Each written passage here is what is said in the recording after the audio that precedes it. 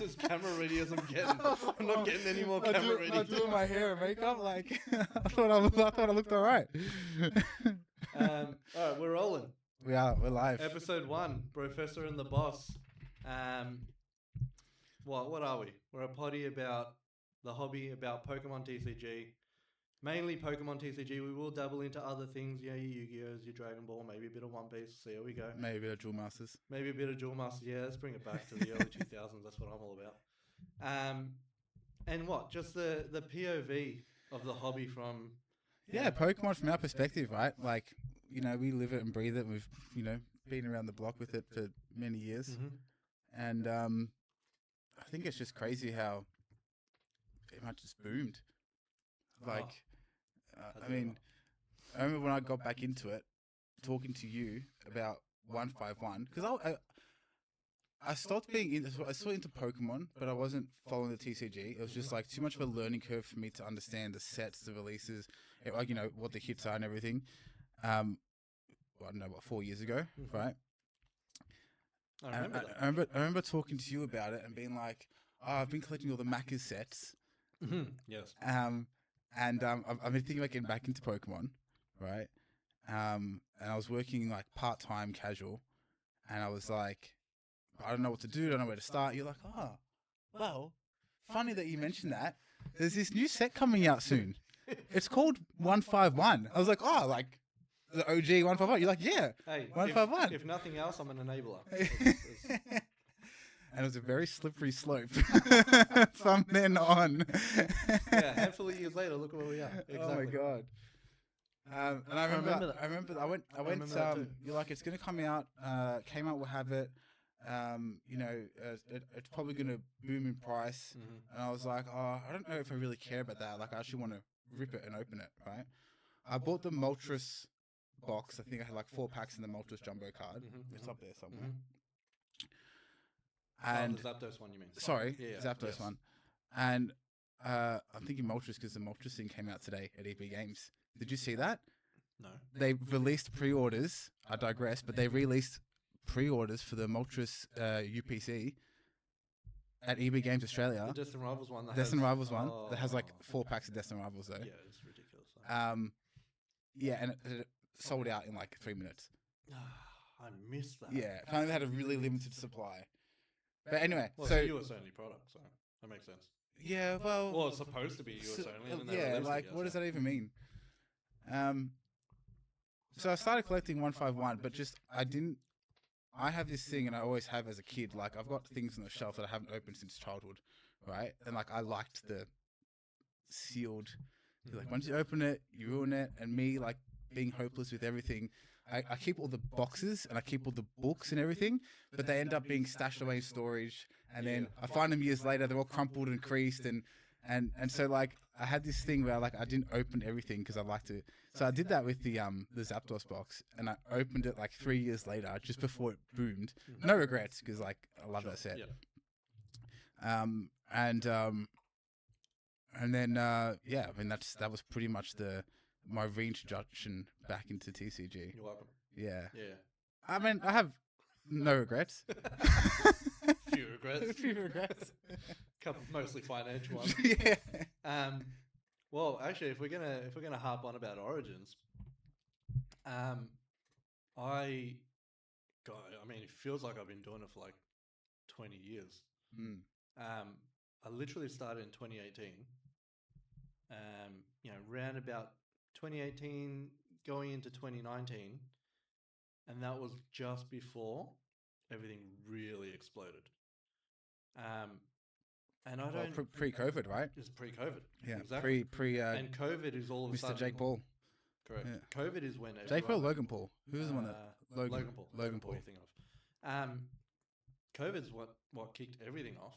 Yeah. Because everyone really started doubling into. I guess everyone was just bored at home. Yeah. You know, I was bored at home, but I was already sort of. I was playing a lot of COD. I was doing things. I was playing Warzone all day. When I say I was doing like 9 to 5 shifts of playing Apex Legends with the boys. Yeah. I tell you what, because we met after COVID. Yeah. Yes, we did. Just it was still like lockdown era when we started working in the same place. Yeah, because we were still kind of in and out of lockdowns at Yeah, the time. we'd work for 2 weeks, go back home for a month, Mm-hmm. work for 2 weeks. Yeah, correct. We'll do a snap lockdown for a month and a half. Yeah, that's right. But yeah, that's that kicked everything off. And then on top of that, yeah, the Logan Paul thing as well. Which I was never a fan of, by the way, and I never like or the followed. fan that he did it, or the fan. Look, I think it's been great for some people, and some things. I just mean like I never knew who Logan Paul was. Like I never followed them on YouTube or any of that. I actually started hearing about them when they started doing Pokemon stuff. Sure. Because that's when it went kind of like super viral, and maybe outside of that universe of niche YouTube stars, and actually kind of started crossing into Pokemon, and then I don't know, kind of went mainstream, I guess. Like other people started picking it up, right? And then I remember hearing about like the box breaks and stuff like that. Well, the amount of eyeballs that guy has on him. Yeah, he could do anything, and it would take off as some kind of trend. Yeah, you could fart in a bottle, and everyone's going to be farting in bottles because. Cut. I need to make sure this is actually audio's recording. That's a good point. I just realized I didn't test the So I'm gonna stop the recording. Okay. Watch the video. Play it back. Good shout. Where I was talking about Logan Paul. Yes. So Logan Paul has like that many eyeballs on him that he could start a trend on anything. That's right. The influence is crazy. He's like, that's the pure definition of influencer, is the fact that guy can do anything and it will take off. That's true. And people were already getting into Pokemon. And I remember that specifically because pre-COVID, I could go to a local, it wasn't a TCG shop or anything like that. They just sold TCG product. It was like a game shop. Oh, yeah. Not like board games and that? Yeah, it was like board games and stuff like that. And I remember going there, man, talk about regrets. I was going in there and I was looking at what they had in their little display window. And I asked them, do you guys have anything else? And they would open the cabinet behind them and pull out all these boxes, right?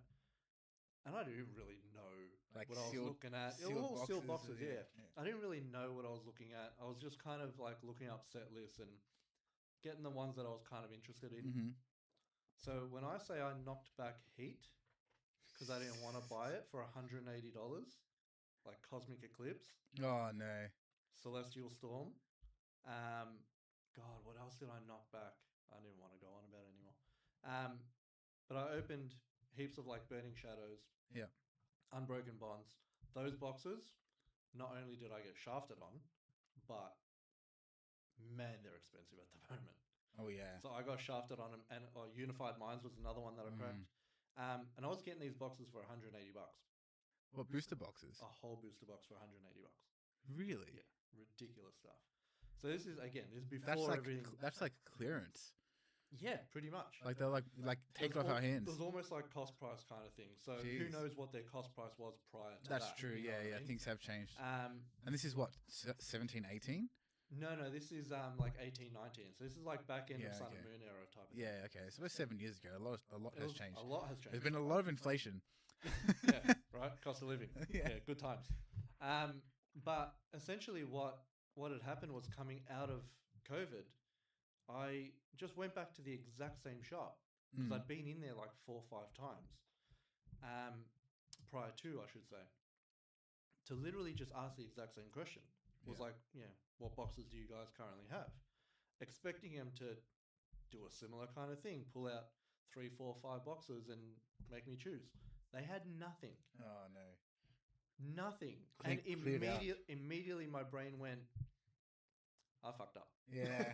I should have bought a hell of a lot more, and I didn't, and that was foolish. That ship has sailed.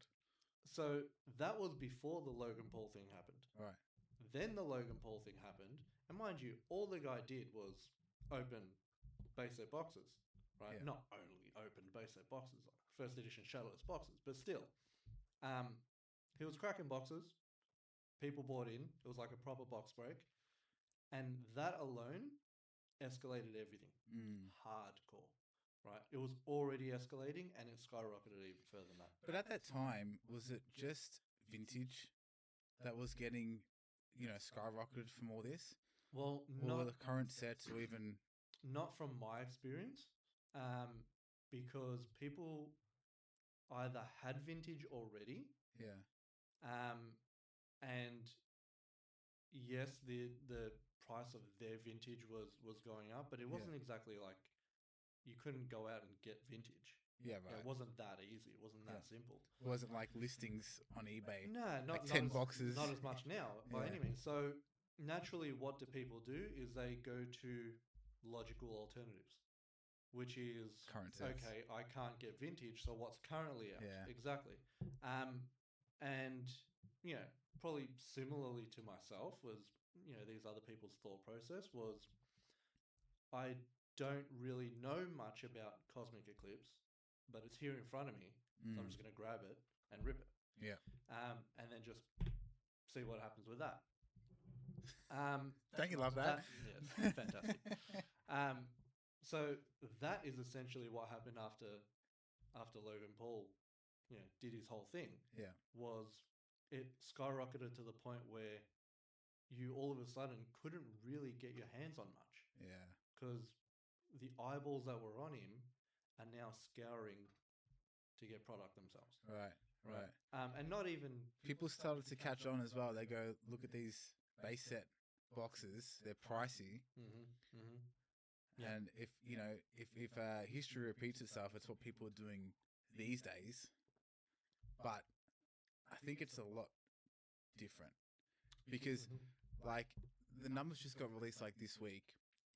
Pokemon Company printed... I'm not sure if this is Japanese and English, but 2025, March to March, 10 billion cards.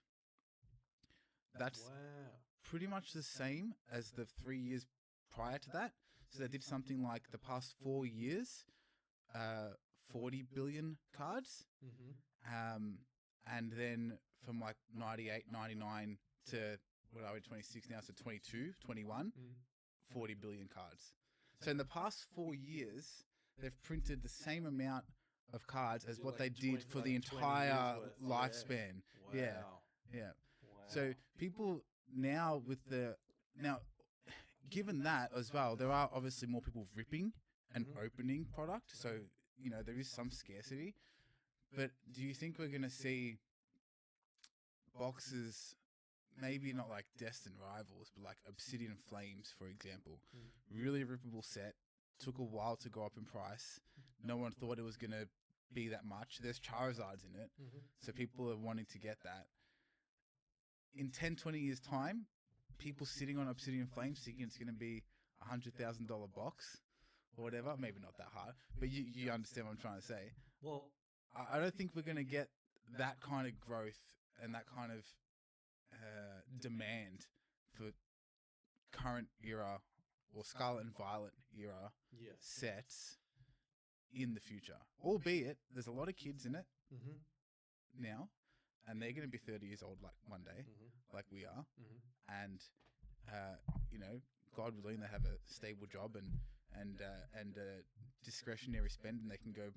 Yes. Adult money. Right, adult money, right? And they can go and buy some Pokemon cards. Yep. But are they going to be chasing things from their childhood? Is there going to be as many around? Is the price going to be as crazy?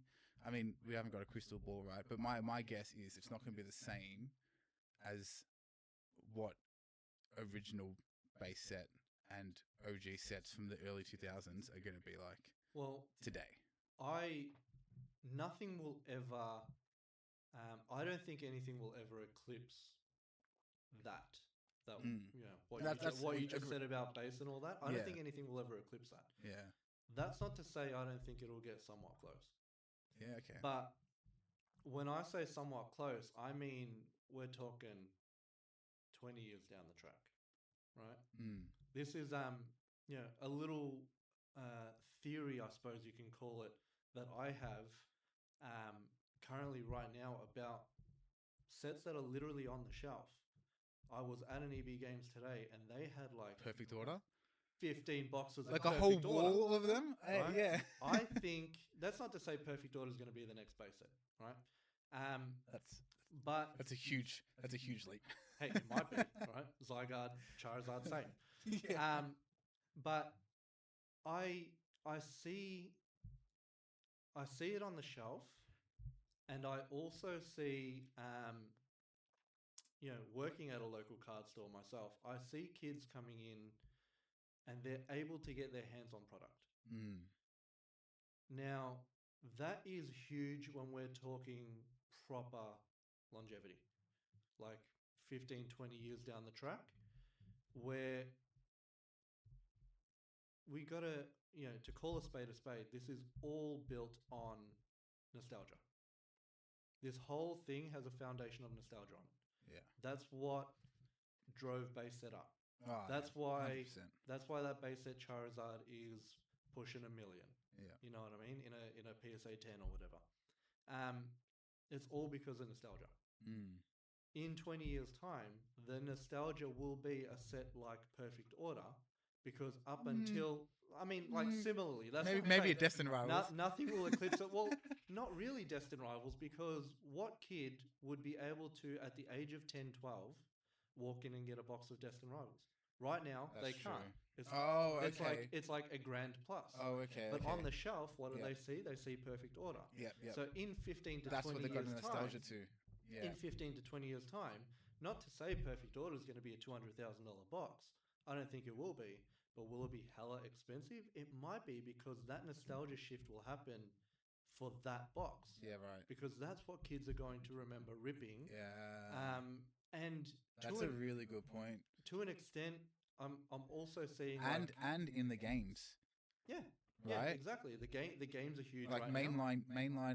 I'm not sure what all the spin-offs are and the variants, but like mainline games and like the current legendaries, right? Like for example, I got into Pokemon Ruby. That was my first Pokemon Game Boy game. Right? It's up there on the shelf. Sick. Yeah. Glad I kept that one. It's a good key. Yeah, I don't know what like my old Mario Kart box is or any of that stuff, but I've got the Ruby. My mum threw that out a long time ago. Spewing. So Groudon, for example, I say Groudon, but a lot of people say Groudon. Anyway, Rayquaza. A lot of the legendaries from that era are things that I like, which makes sense. Yeah, I grew up on it. Yep. Right. And so the kids of today are growing up on their Zygardes, and I don't even know what.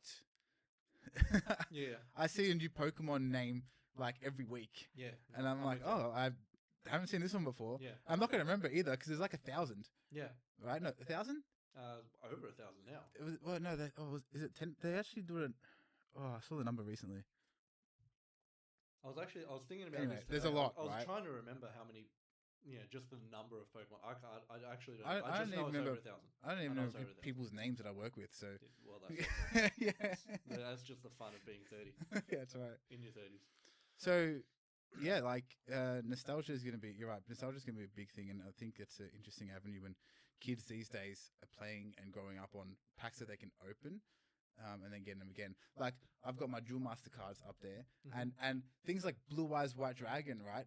From Yu-Gi-Oh. Like that's I don't care about modern Yu-Gi-Oh.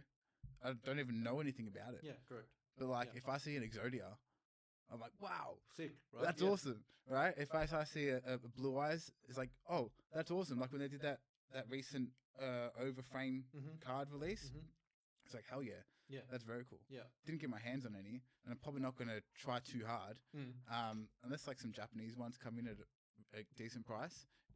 Might get one for nostalgia's sake. But they're the kind of things that interest me, right? And interest people our age and people that have that nostalgia that especially ones that have come back into the hobby. I think that's very interesting too. Well, going back to like Perfect Order, for example, like to call it as it is, things can just be, in the eyes of a kid, cool for the sake of cool, right? So where we looked at like Charizard, for example, was like a big orange dragon-looking dude, is going to be cool to any kid, right? Zygarde is like a massive transformer. Yeah, right. You know, he looks like a Megazord. Yeah. That's just cool to some kids. Yeah, absolutely. Right? So that's where I'm like projecting this whole like 15, 20 years down the track. And who knows how many lulls are going to happen between now and then. Yeah. You know, not to say Pokemon's going to keep this upward trajectory the entire time. Who knows what this podcast is going to be in 15 years' time? We're probably going to be talking about ridiculous shit. Who knows? But, you know, that's what's going to give this whole thing like another sort of resurgence that we saw recently. Yeah. Because of kind of what you said before, these kids are going to have hopefully stable jobs and adult money. How long and those do we are the think, sets that they're going to go back to.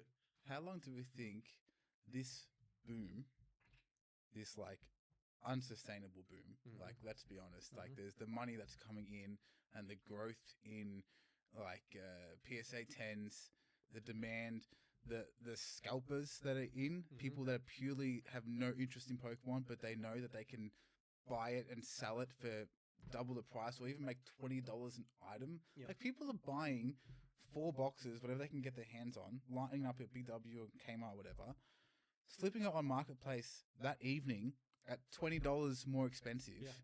All Dude, the time. Happens all the time. Just get a job, man. Like, unfortunately, this is a lot of people's jobs, though. Like, unfortunately, it's like okay, but hold on. If you're lining up, okay, now this is going to upset a lot of people, but yeah, maybe it's just my personal opinion. If you're lining up, if you're waking up early on a Friday, which seems to be like the most, I'm at work, right? I'm at work. I'm missing all these drops, right? I got EB Games premium subscription. I have to pay to get these drops. People lining up and getting these drops for free. Yeah, that's the whole reason why I got the EB Games. I'm like, I got to go to work. Yeah. So if I can get some pre-orders for EB Games, sure. But okay, here's the problem. People are lining up, right? I don't know how long you line up for. An hour, 2 hours? You got to drive there. You got to drive home. Some people lining up from like 5 a.m., 4 a.m. There you go. Yeah. Right? So you're doing a shift. And then you still got to sell the product. You got to list it. You got to sell it. You got to deal with all the text messages. You got to go and meet someone. That's a job. All these people that are in it to do that right now, they have no interest. Once they stop dropping off, and like once things start going down, crashing a little bit, once the interest kind of goes down, like how long are we going to be in this for? And I lost my train of thought here, but like I got a bit angry. Calm down, take a breath. Yeah. All right, so there's 2 parts to this, right? One, you got the people that are just doing it as a job, right? It's frowned upon, right? And it's a bit annoying. But people are, the reason why people are doing it is because people are willing to pay extra, right? Like I'm paying what is it, $50 a year or something to EB Games, right? Something like that, yeah. Something like that. Plus they charge like 20% more than other retailers. So I'm paying a markup to get my sealed product, right? But I know it's guaranteed. Well, not guaranteed. Like I've got to queue up. I've missed a lot of drops, but whatever. Yep. Especially when they drop during business hours. I'm like, well, I'm at work. I can't even. So I'm paying more to get Pokemon TCG products. And in a sense, so are other people, but they're willing to go through the scalpers, right? They won't do the EB Games thing. They won't pay, for the membership. They won't pay the 20% more, but they will pay $20 more per item. I don't think it's sustainable, right? Like this, we saw the Nike sneakers thing. The whole sneaker market just fell over, right? Because Nike just kept on printing the sneakers, right? So they oversupplied. Pokemon have now got this new manufacturing facility coming up. I think it's 2027 or end of 26. I don't know if it's in addition to the manufacturing facility they currently have, or they're shutting they're that down moving. and this is going to be bigger. Right. One of the two. I'm not too sure. Yeah. From what I hear, I think they're moving. Yeah. Because doubling would be crazy. Yeah. And I don't think they're going to oversaturate the market like that. That's one way to completely get rid of anyone doing it as a part-time job or extra cash or just straight up scalping as a profession. I'm not sure they Right? care. That's true. I don't know if they care. Like realistically, I don't know if High demand is good for them. You're correct. I don't know Yeah. if Pokemon as a company would care what the product does once it leaves. But Once they get the money for it, mm, if that person then sells it on for double, triple the price, I don't think they care about that. no, Because that's never not do. money that they're losing. They're making a ridiculous amount as is. Yeah. So okay, cost of living's going up, Mm-hmm. right? There's all sorts of geopolitics which we're not going to get into, but cost of living's going up. How long and how many people are going to drop off until this bubble Mm-hmm. kind of bursts? I know we've talked about this before. We've got 30th year anniversary Mhm. this year, right? In fact, some stuff got released today, which we can talk about Yeah. in a minute. I think after the 30th year set comes out, in Australia, I don't know about the rest of the world, but like in Australia, inflation is going up, cost of living, blah, blah, blah, all that kind of stuff. People don't have too much money to spend, Mm-hmm. right? Double-edged sword, though. I don't know if that's the right analogy, but We'll see. at We'll the same, get corrected. the same. That's right. At the same time, people are going to need more money. Mm-hmm. So if they can go, I can flip this Mm-hmm. because I've already got a job, right? And I can flip this. That might mean more scalpers, Yeah. right? But there's got to be people buying. Yeah. That's the main thing, right? I suppose to answer your question as to how long it's going to last, I think the remainder of this year, I think there's going to be no issue in that department personally. With the sets that are coming out, which I did have as a talking point, but we can even touch on it now. It's totally fine. Like, we got Pitch Black coming out, which looks to be a cool enough set. I'm not the biggest fan of Mega Darkrai. Yeah. I kind of like, kids, block your ears. I kind of think he looks like a butthole, and he's coming out of the asshole. We'll beep that out. Leave it in. Teach him some new words. And it kind of reminds me of that scene from Ace Ventura. Which one? You know, he's coming out of the rhino. Oh. So that's what I personally see when I look at that. So I usually can't visualize things, but that one just like a painting on the wall, like just. But if you see him in his mega form, it's what he does. He pops his head out. That's hilarious. Just like Ace Ventura does. I'm never gonna look at it the same. Nah, ever. You're welcome for that. So we got that coming out, and that looks to be an alright set. And then we've got I've got it written down. So we'll have This is a Rayquaza set. There will be a Rayquaza set. I do believe the 30th will come first. Okay. 30th is coming in September, right? Which is not that far away. No. That's like 3 months. It's a few months away. Yeah. We're already it's May 29th today, right? Yes. So, yeah. So Pitch Black will happen in July. Okay. Right?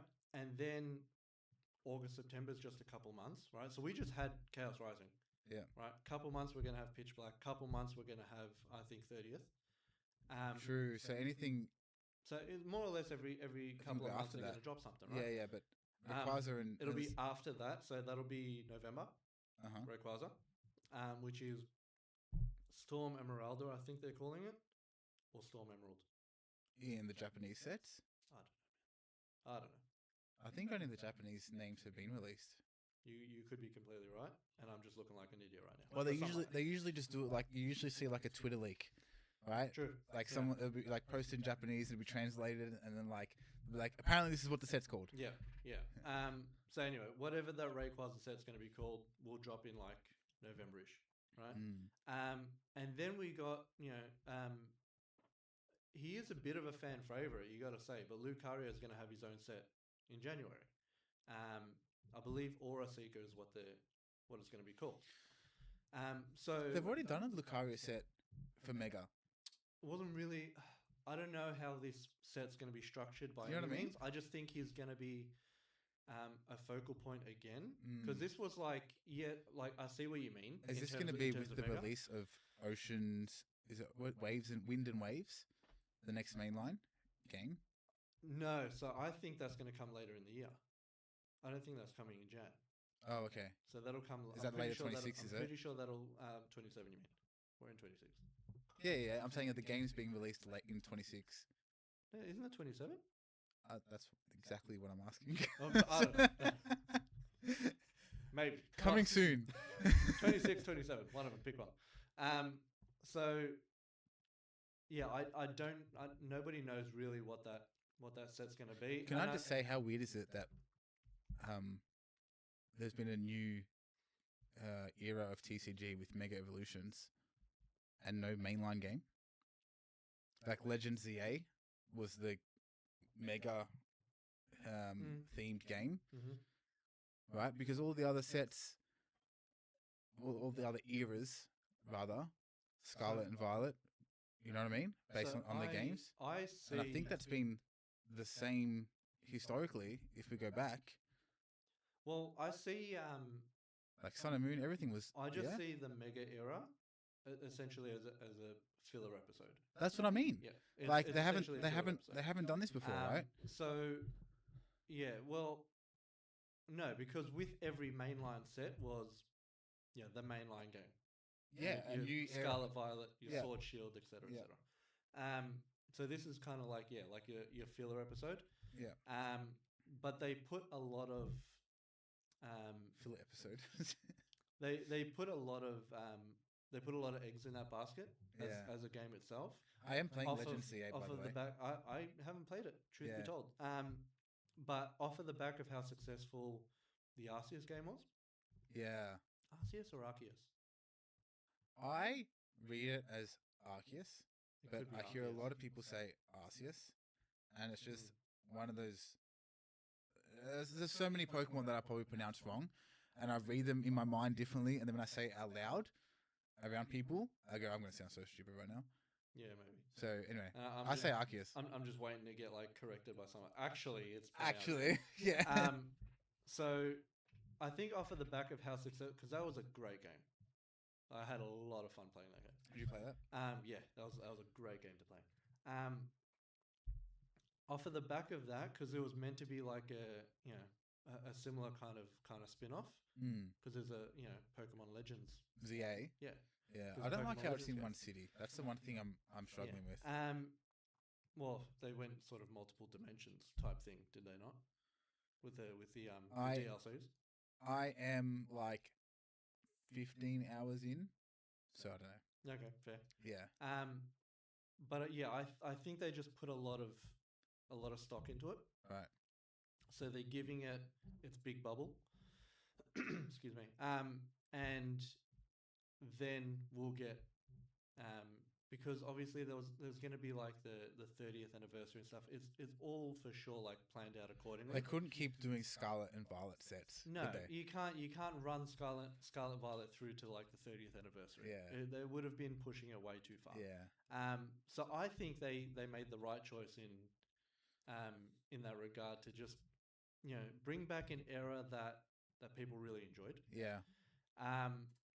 And rework it and run that through to is it Winds and Waves? Yes. Or Winds and Seas? Winds and Waves. Winds and Waves. To that base set. Yeah. And I think they've done well actually, because I don't think that's a bad play. Yeah, because the whole Mega Evolution thing has got some nostalgic factor to it.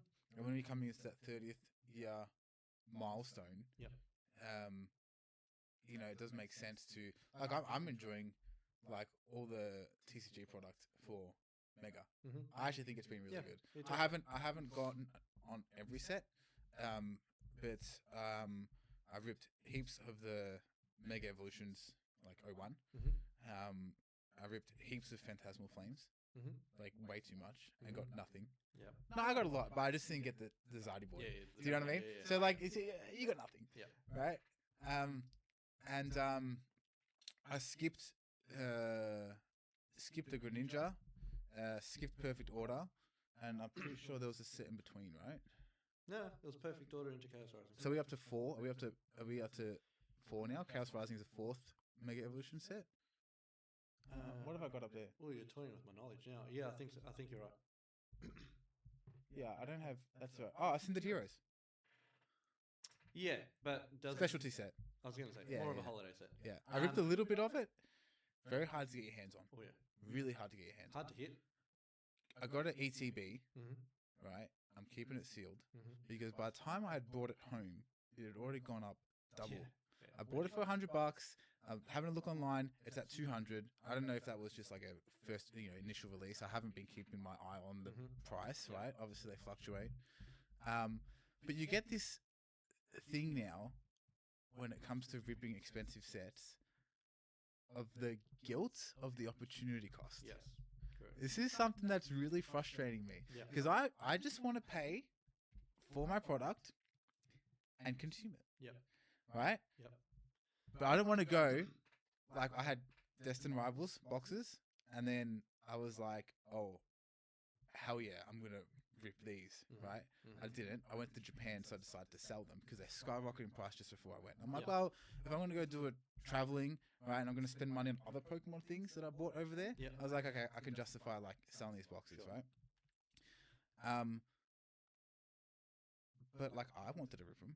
Yeah. Do you know what I mean? Yeah. Like, so now as someone who enjoys ripping packs try to control obviously how much I'm spending on it, like,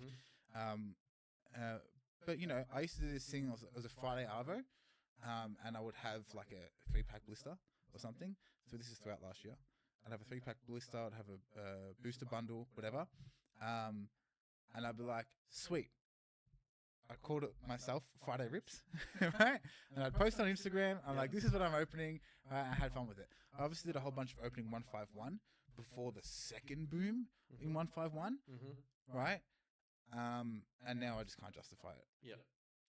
I'm like, I cannot, like, it's just like, this is, okay, I got it for MSRP, or that's the American term, but I'm just so used to hearing that. Yeah. I got it at retail price, and I want to open it. But like, if you're looking at, if I sell all these in a couple of years, right, I will have tripled my money and I could just go buy the cards, especially now with 151 where I've got most things. Yeah. No, I'm 100% with you on that because my brain works in the exact same way. Yeah. Where doesn't it eat you up a little bit though? 100%. Like, it actually annoys me. That's why, like, it's like if they print more and you can just get it at a cheap price, you don't lose that opportunity cost. You know what I mean? Well, even to the point where I regrettably opened up all those boxes when I first started because my brain's thinking, man, those boxes are expensive now. But even if we fast forward to now, I bought Chaos Rising. I bought a booster box and an ETB. So I pre-ordered them, and I kind of FOMO pre-ordered them. Yeah, right. Because a couple of people around me were pre-ordering them. Yeah. So one of the guys at work walked over and was just like, "Oh, look, they just dropped Chaos Rising pre-orders," and he pre-ordered. The other guy next to me pre-ordered, so naturally I pre-ordered. That's right. But whatever, I got my hands on it. Mind you, it's not to say I don't like the set or anything like that. I like Greninja a lot. But if not for the FOMO, would I have bought it? I don't know. Anyways, I thought, screw it. I haven't ripped in a while. I'm just gonna rip. Yep. And we can't not to call it a post-nut clarity, but more a post-rip clarity. Post-rip clarity? Yeah. Hit me like a truck when I got nothing out of that box. Yeah. I was very upset. Yeah. And I wasn't upset because I didn't pull anything, because that Ampharos card is pretty. I actually really like the Ampharos art rare. But obviously I was chasing that gold Greninja. I was chasing the the old Tark Greninja. Yeah. I didn't get any of that Greninja line. I didn't get the Froakie. I didn't get the Frogadier. Which statistically you would not. But even in the art rare form, Right. I got none Oh, of them. okay. Yeah. And then on top of that, I'm looking at it going, yeah, but what could I have sold it for like now? Yeah. And also, what could I have sold it for in 6 months' time? Yeah. And that's what spiraled my regret. Yeah. So because I can cop an L in terms of ripping something and not getting what I want. Happens all the time. Yeah. I get other people things. Literally in front of me happens all the time at the shop where somebody will ask for a box and I will grab it for them. Oh, I'll ask them. I'll Oh, be like, no. do you want to pick or do you want me to pick? Oh, they rip it And in they'll front of say, you? and then they rip it in front of me and they get the thing. Happens all the time. And then I rip and I get shafted every single time, right? So, but I've been doing that for a long time. Yeah. I can cop an L, but now it's a different L. Yeah. Now it's just regret because I can't get out of that mindset of, yeah, but what could I have sold it for? It's literally a problem with this hobby. It's like, I wish it wasn't actually worth anything. Because like, okay, the monetary value, if I hit like the Mewtwo, Giovanni's Mewtwo in Destined Rivals, I'm not selling it. Do you know what I mean? Yeah. So it's like, I'm not chasing it because it's worth a lot. It happens to be worth a lot because everyone wants it. Yep. Right? And like, if I hit that card, I'm not selling it. Yeah. Do you know what I mean? I know I wouldn't part ways with it. Yeah. So it's not like so much the value of it. I have no problem selling cards that I have no interest in it. Like, that's actually great. If I get a card, I'm like, oh, this is worth $50 and I don't even want it. It's like, sweet. Yeah. Right? But cards that I want, it's like, I'm not going to, I know if I land that card, I'm not selling it, right? Yeah. But at the same point, I'm looking at a box, right? And I go, should I rip this or not?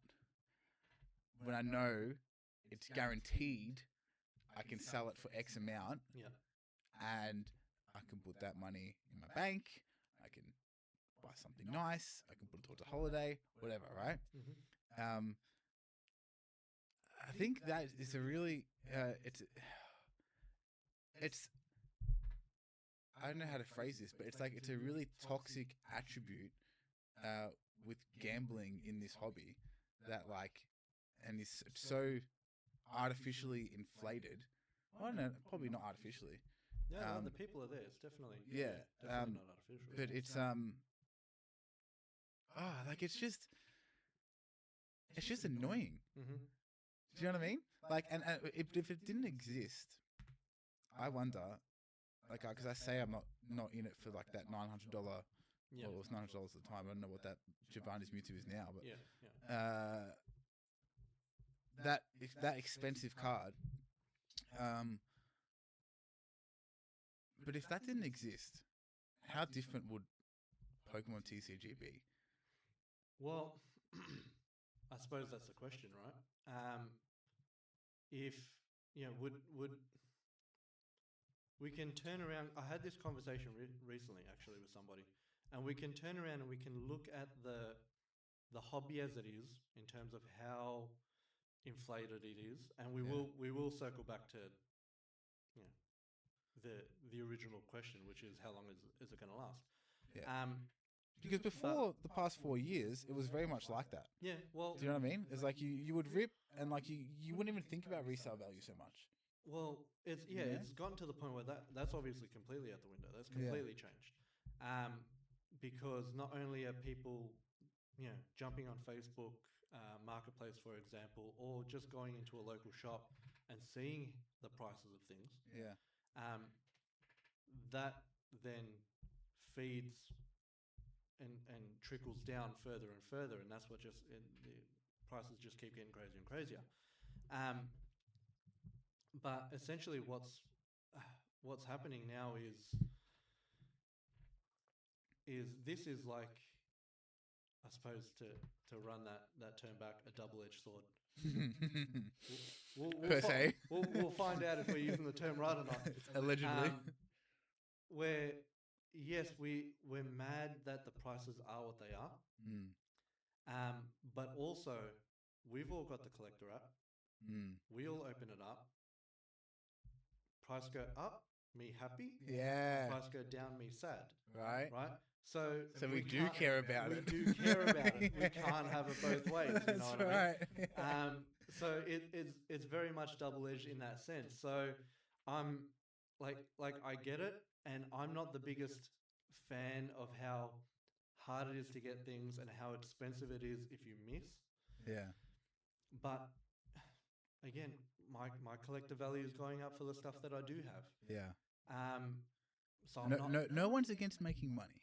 No one's against. Everyone likes money. making money. Do you know what I mean? Correct. And like, it doesn't matter if it's Pokemon or your salary or, you know, jewelry, whatever it is. Like, everyone likes making money, right? And I think because the Pokemon market replicates the stock market so much, it's very very integratable into people's lives. Yeah. You know, Yeah. like you've got your collector app. It's literally like having, you know, your eToro app, right? Yeah, Like yeah. you've got all your stocks in there. You've got your price. You know what You're watching it go up and down. exactly right. You got your little charts and your graphs and you get that dopamine from it, and it's so real, and it's such a crazy asset class as well. And I think one thing is actually very, I'm on Reddit a lot, and you see all sorts of things, but a lot of new people in it, a lot of people that claim to be experts in it, a lot of people posting their collector app, screenshotting their collector app, and they've got hundreds of thousands of dollars on it. Like, wow. Like, I don't even know what they've got, how long they've had it for, right? But like, there's a lot of people are sitting on a lot of inventory. Yeah. A lot of people don't realize you actually have to sell this now, right? And you can't just, it's not liquid. You can't just pretend money. Yeah. It's essentially You pretend haven't money. realized your gains yet. Yeah. You haven't made that money yet. Yes, correct. Right? And people go, oh, I started with $5,000 and whatever, and look, now I've got $100,000. Example, right? Oh, this hobby has changed my life. The first comment is always, you haven't sold anything yet, so you have not realized your gains. Like you haven't got the money yet. Your life's You can't, exactly the same. you can't exactly, and you can't do have more anything with cards. it. You can't do anything with it. You can't like get a bank loan and say, oh yeah, I've got collateral. Yep. They're not going to recognize that. Yep. You know what I mean? And people to sell it, like I do a lot of eBay selling, right? I do a lot of cheap singles. I did a lot of Japanese last year. I thought that was pretty cool. But things have changed now with eBay sell free. You still got to pay for the 5% buy protection stuff. So there's still some things in there. But you've got to pack, post, take your photos, upload, all Still that kind handling of it. stuff, They're still handling pay it. fees, and it's only free to sell under $25,000. Right? So if you've got a big collection, it might take you a year to sell that much stuff if you want to get the best possible price for it. Yep. Or you can go to a card shop and they're probably going to give you a pretty reasonable offer. It's like, well, we're going to take it off you for 70%, 75, 80, whatever it is, because they take all the risk. Yep. Excuse me. Because now they've got to sit on it, right? And they've got to sell it. And they're running a business. They've got rent to pay. They got salaries to pay. You know what I mean? So they actually have to structure it in like a secondhand car dealership. You know what I mean? And with all this, and especially with the bubble popping and stuff, everything, a lot of people, not a lot of people, some people are gonna get, what's the saying? And it actually doesn't make sense in this phrase, but gonna get stuck holding the bag. Right? Now, holding the bag is not holding the money bag. Yeah. I think it's an old saying. I know it's like you know, it's like if you hold the bag, you've got hot potato, like you're sure, out, sure. right? And people like coming into it, people are going to start losing money if they're not already, and you're just not hearing about it. Yep. Right? Because everything's I've made this, I've made that, right? I'm buying the Bubble Mew, I'm buying the Evolving Skies booster boxes. They're going to keep going up. Okay, maybe they will, right? But the next person you sell it to, who's buying them? This is what baffles me. Who's spending thousands of dollars on a booster box that's going to open it? Yeah. No one. Yeah, correct. They're all just sitting. They're all just sitting. They're all just sitting. It's investors, speculators, right, selling to other investors / speculators, and that's what's causing everything to go up. Yeah. So like the demand for the actual product isn't necessarily there. Yeah. No, I'm with you. And circling back to that bubble popping, I think for the rest of the year, I think we're okay. That's not to say it won't trickle down at times and then come back up and trickle down to come back up. But 30th anniversary I think it's going to be huge regardless. Yeah, I think it's going to be huge. I think it'll be way bigger than celebrations. Oh yeah. Well, there's so many more people interested in it, right? But it's also like For celebrations, you know what I was doing? I was just buying all the toys from Macca's so I could complete my 25 card set. Yeah. I was having the best time, bro. I was loving it. But like, I didn't even care for the actual real set. Didn't even care. But also consider, you know, just the way society looks at, you know, like birthdays, for example. Yeah. 25th birthday, it's okay. 30th birthday, much bigger. Huge. Right? So even just that, I mean, and I say huge, it's all downhill from 30. That's but, right. You know, at the time, huge. Sounds good. Right? Yeah. It's a good time. What an achievement, you got this far. Yeah. My joints are killing me. Yeah. So start seeing Pokemon losing their memory. Yeah. Always got a sore back. My back's fucking killing me. Getting married, having kids. Can't drink more than one drink anymore. Yeah, you get hammered. So, like 30th, I think will be huge. So I think the wave will ride right through to 2027. I think the crash, if at all, will happen at some stage next year. But to use like an analogy we'd all be familiar with, fuel prices, right? So, are you saying the government's gonna remove the excise on Pokemon cards? No, I think imagine that. I no think tax. We're going to invade another. No. So the way I view sort of this hobby and the inflated prices, and mind you, we could circle back to this in a few years' time and be like, man, was I off? Right? But at the moment, I kind of see it as new normals developing. Right. Right? The prices aren't going back down. And the cheap is actually getting more expensive. Yeah. So right now... The floor is raising. Floor's raising. Yeah. Right? So right now, we're, you know, if we see fuel prices at $1.70... Where? Yeah, no, correct. But that's what I'm saying. Stick with me. We see it at $1.70. Imagine buying Pokemon cards you could afford if fuel was $1.70. Yeah, correct. There's if it's right. Yeah, right now we have to choose fuel or cards. Legit. Answer is always cards. I'm walking everywhere. Catch a bus. So if we see it at $1.70, you best believe there's a line from here to Jerusalem to fuel up. Yeah, well, right? Mr. Portelli's $1 fuel in Preston. Bring it on, right? Yeah. Now, what's happening is we're seeing the $1.70 and we're acknowledging how cheap it is in the current market, but also cheap just a handful of months ago was $1.50. Cheap a handful of months before that was $1.40, $1.35. Same as groceries, right? So it's essentially inflating. It's going crazy, right? And we're seeing fuel prices well above $2 now, whereas previously it was kind of like $2 is a wild thought, right? But right now it's almost the norm. Yeah. So if it ducks under $2, we start fueling up.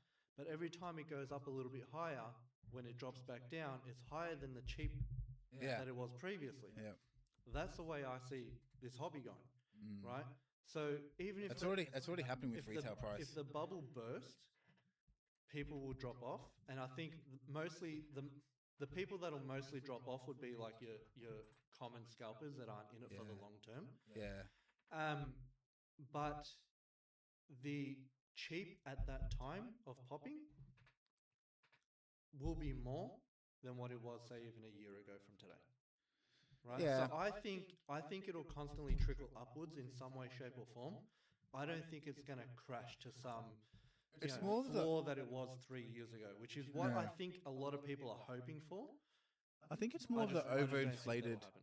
It's more of the overinflated things that are at risk. Mm-hmm.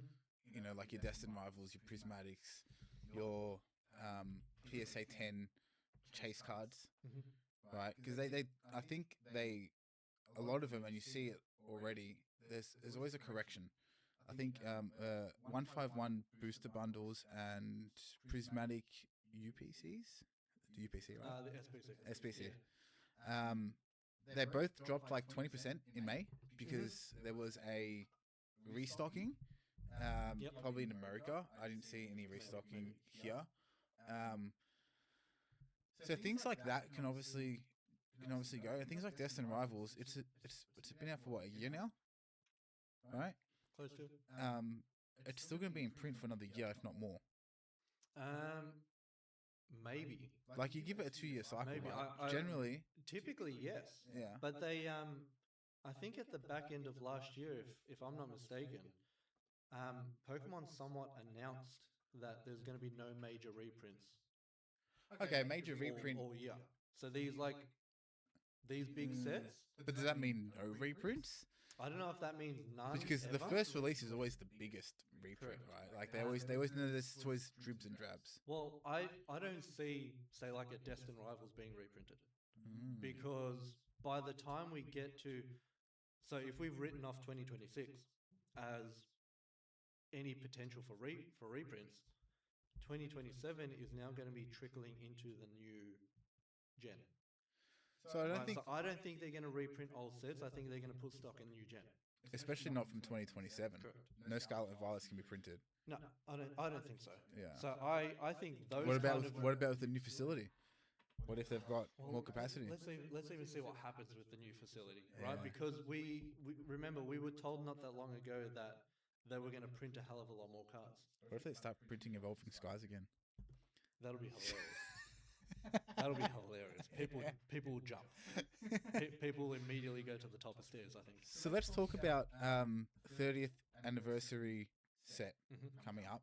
We saw today there's like a Pikachu in every In every pack, apparently. in every pack, In every pack. This is That's Japanese? what I saw in Japanese. Yeah. That's and what I there's read. like a mini set of Pikachu's to collect. Yeah. Apparently 30 Pikachus to collect. 30. Yeah. I don't know if within that mini set there's going to be like crazy chases or something. There might be. Right. I think there probably will be. There'll be a rarer Yeah. one for sure. Yeah. Yeah. They won't all be commons. Nah, I No. wouldn't have thought so. Yeah. I low key hope because Pikachu's a mascot. We know that. Right? Yeah. Correct.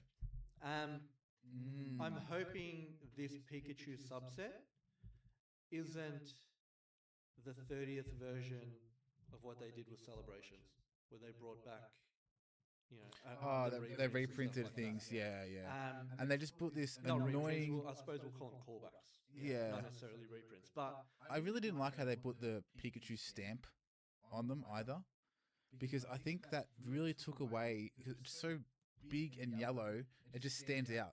I don't think it's Do you know what I mean? Like, it's distracting. I kind of agree because I don't think it's needed on all cards. Yeah. Right. So if we'll say the one card that comes to mind for some reason, Team Magma's Groudon from 25th. Yep. Right. Sure, put the stamp on that. Yeah. That's totally fine. Because this is a callback set. Do you need to? No, because you're going to have the date at the bottom to differentiate between that one and the original. Yeah. Right. But I don't hate it. It's a callback set. It's the whole thing. Take the first partners. Those packs. Yeah. Oh, they released the third one today, and it sold out so quickly. Yeah. I didn't get any pre-orders, Absolutely not surprised. and that's the one that I want. Yeah. Because I want the absolutely. Trico. Absolutely not surprised. Right. But take that for example. Right. That's like it's a 30th branded set. Yeah. Does that need the stamp? No, because they're their own exclusive artworks Oh. for 30th, but they've all got True. the stamp. So I think in a lot of cases, I agree with you. It kind of takes away. It kind of looks tacky. It does look tacky, and I think it's just interesting though. Like, for example, there was like the Reshiram and Zekrom, Mm-hmm. especially the Zekrom, the all black card Yep. with the big yellow stamp on it. Yep. It's the only thing you can see. Sticks out like dog's balls. Yeah. It takes away from the card. It takes away from the card, and I just like it's like oh I don't know. Anyway, that's my take on the Macca's cards. I'm I with think you. it's cool. They're cheap cards. They're fun cards. You know what I mean? You get a holo, you're wrapped. You know, like they were awesome. Yeah, I agree with you. But yeah, I think it'd be interesting to see what they do. I mean, if they re-release like something like the Moonbyon from Evolving Skies, Yeah, right. with a big ass stamp on Yeah. it. Is it now the same Moonbryon? No, I think it looks remarkably worse. Yeah, exactly. Yeah. I'm with you on that. I think I think they could have done those stamps a lot better. Like imagine the exact same stamp, say like in a silver foiling Yeah. or something, right? It doesn't need to be yellow. It kind of blends slightly. Yeah. It creates a focal point And put it in that the takes away corner. from the rest of the card. Like, why does it have to be like in the top third, like the middle third? It could you know what I also be where the little set icons are on Yeah. the card. Just make that bigger. Yeah, just that. The 25th, you know, right here, No, anniversary. Instead, But bang. yeah, smack it like there. a postage stamp. Yeah, look at it. Like a defect. It's Yeah. like a canary. You can't get rid of it though. Yeah. Yeah. I actually wanted to. We're gonna jump ship entirely for a second. Go for it. But this is kind of falling off of the back of the investment talks and stuff like that. Because I have thoughts on the whole PSA turnaround thing. Right. For those of you that don't know, PSA have increased their turnaround time. PSA is a spicy subject right now. It is a spicy subject. But I like chilies. So we can talk about. This is a Now, what's it called? The them hot ones. sure, yeah. No. What are they called? The spicy ones, the ones that you're growing in your backyard. Oh, like the bird's eye chilies, Not bird's eye. Like the the ones that I'm growing. No. Ghost peppers. Like no the Carolina Reapers. Carolina Reapers. Yeah. This is a Carolina Reaper combo. Yeah, I'm also growing Carolina Reapers. That's what. Trying to. That's what I was trying to tell you. Yeah, I've killed my plant like twice. Yeah. Anyway, so for those of you who don't know, PSA have increased their turnaround times. And if you don't know, have you been living under a rock? Yeah, well, Like maybe they're just not. Maybe they're just not in. Maybe they're just looking at slabs, going, "Hey, Hey, you I'd know like what? to get this graded." I actually only found out today. I'm Yeah. not sure when it was announced. Exactly. Yeah. Right. So apologize. Yeah, my bad. So essentially, the PSA turnaround times used to be, and I mean like literally only a couple of weeks ago, because that's when the announcement was made. It was around about 4 to 6 months, give or take. And is this For this is like your base tier, okay? right? Your base tier was Bulk? around. Like if you would do like 10 or more submissions or something? No. So that's. I think bulk was just the term given to that tier of submission, Oh, okay. not method of submission. Right. So you would send one off at the bulk tier. Yeah. If you were just not pressed on That's the time or anything category you like put that. it through. Yeah. So it'd be cheaper but longer turnaround time. Yeah. Right. So they that used to be around about the 4 to 6 month mark, give or take. Right. In Australia. Right. From Australia, correct. Yeah. So when I say give or take, I mean, there's, the postage time back and forth. So it'll fluctuate slightly, but it's around about that 4 to 6 month mark. Right now, they've boosted that to 8 to 9 months. Right? 8 to 9 months. And now we also have to factor in that shipping time, which is give or take a couple of weeks either way, 2 to 3 weeks maybe. Oh, so this is from arrival. So It's when they receive it. you're now looking at, hey, I want to get this cards graded. Yeah. I'm sending him on a near year-long holiday to America Yeah. before I see it back. That's crazy. Now, on that, Do you have to apply for a visa for them at that point? yeah, I think you got to call the US embassy. yeah, Like- it's it'd just be a Short stay? It'd just be a residency. Residency. Yeah. Right, permanent residency. Yeah. So just a PR, not a full citizenship. Yeah. So essentially, What's your name? Giovanni. Giovanni what? Giovanni's Beauty. yes, correct. So yeah, state your reason for staying. So essentially, what's going to happen is you're going to send that off. It's going to come back in nearly a year as what, a PSA 8 maybe, Yeah, yeah. right? Because Comes back as marked, a freshly correct. packed Yeah. card. Yeah. Like imagine they sent it back with a false accusation of tampering, Mm. right? So you've waited a year and they Mm. sent it back to you in a friggin' top loader Mhm. or a semi-rigid, Yeah, right? Wild. that's nuts. So that in and of itself, Or they lose it and they send you someone else's card. who knows? Who knows, right? There's a lot of crazy stuff. A lot of happening funny with business PSA. happening there. So essentially, So it's 50% longer now, pretty much, from 6 months to 9 months, yeah, right? it's pretty much 50% longer. Now, Didn't off of Tag the do back that of as well? Well, that was a separate thing. I'm not sure about Tag, Okay. to be honest. Yeah. But off of the back of that, I think, not to say it's a good thing for the PSA slab side of the hobby or anything, but I don't think it's going to be a detriment to it, because I think in turn it'll raise the cost of PSA 9s. So for modern cards, I should say. But what's right? the turnaround in America? Because given it's, if I send a card, if I pack a card and I send it off, right, it takes 9 months to get back to Australia. So I can, if it's what, 3 months in US. I'm happy to stand corrected. I think it's 8 to 9 months. Period. Oh. Right. It's slightly longer for us because we got to send it there and get it back. Oh, so it's the only difference from Australia is the shipping. Essentially, that's how I understand. Once they receive it, I'm happy to stand corrected on it. Do they still have their 3 tiers, and even like their super fast track tier, which is like they've still got all those tiers have increased, right? In price, respectively, they've all increased. Oh, in duration, wait time. Yes. Oh, geez. Right. So not in cost. Yeah. Just in turnaround time. So they've all essentially across the board, more or less, it's increased 1 to 2 months at least. I'm gonna, if not more. I'm really sus about PSA.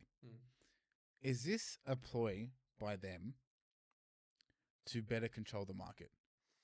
Because they are buying everyone's submission, or they're offering to buy everyone's submission, and they're selling it on their own marketplace, well, via eBay, right? PSA Vault or PSA Marketplace, where they actually now are giving, and people are freaking out. Like I'm checking Reddit like frequently, and people are like, they offered me market price. Yeah, that's crazy. PSA is offering market price for a graded card. How can they be so confident? I mean, albeit they've got a bit of a buffer, because if you pay $50 to get it graded, right, and it costs them $30 in operational costs and for the bit of plastic, right, and they make $20, they've got a bit of a buffer because they've made some money off you. So if they sell that at a $10 loss, they're still good. But like, I don't like the fact that there is such a clear risk of conflict of interest with PSA's grading and selling.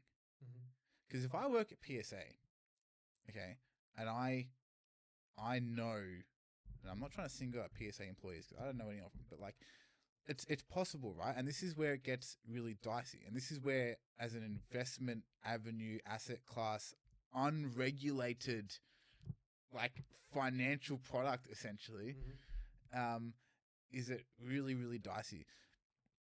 If I work at PSA and I got a collection, right, and I know I got a lot of PSA 10s, and I know what's coming in, and I'm all over the stats, and I'm working with the guys that are experts, and we're all talking, and we're all looking at the data, and I get a card, and I go, oh, it's the Pikachu from whatever, right, from Surging Sparks, it's the Top Chase, I've got 10 of these at home, and I quite like my financial position on them, and if I give this a 10, that's going to increase the population.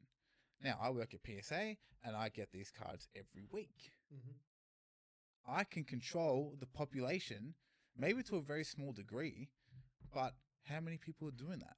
Well, now we're getting into tinfoil hat territory. Lock in. But Let's go. put them on, people. But I wouldn't say I tend to agree, but But it is there a risk, there right? is, but it is a little bit suspect as to just how what's the word I'm looking for? Sus. Yeah, it is sus, but just how subjective the grading can be. Yes. I'm not a fan of the subjectivity. No, neither am I. Because it does lead to thoughts like that. Yeah. Where it's kind of like, all right, how much of it is market control? Yeah. How much of it is legitimate? Yeah. If I send off an actual PSA contender, Yeah. like for those of us that have sent off several cards in the past, we kind of know what a PSA 10 can look like. Yeah. Because we're looking at your centering, we're looking at the edges, the surface, the corners, right? And if the thing is looking flawless, why am I getting an 8? Why am I getting a 9 even? Mm-hmm. Then it kind of feeds into, is What's going on? Yeah, what is going on? Yeah. Why is my card not being added to the pool? Yeah. Which is why I actually say all the time that I've seen better 9s and I've seen worse 10s. Yeah. Right? I think, you could lead into say that we're going to piss off all the companies now. But like Beckett, for example. No one's going to sponsor this podcast. No one's sponsoring us. Right? No one's even going to watch us for 10 episodes. Yeah, that's right. But take Beckett, for example. Yeah. Right? Well, PSA owns them now. They own their them, holding but company. even previously to that, right, is the black label. Yeah. Right? If you're looking at a card and the thing looks flawless, you even get a second opinion on it. Or you pay for a second opinion on it, right? For somebody who has experience, say, in that realm. Yeah. And they're like, this thing's a mad contender. And it comes back a 9.5, for example. Not even a 10. Or how often do you see a gold 10 that is surface 10, corners 10, edges 10, centering 9.5?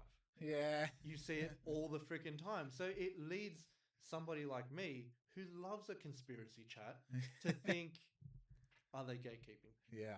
Or has that person grading maybe hit their quota for the day or quota for the month on black labels? Or just a matter of opinion.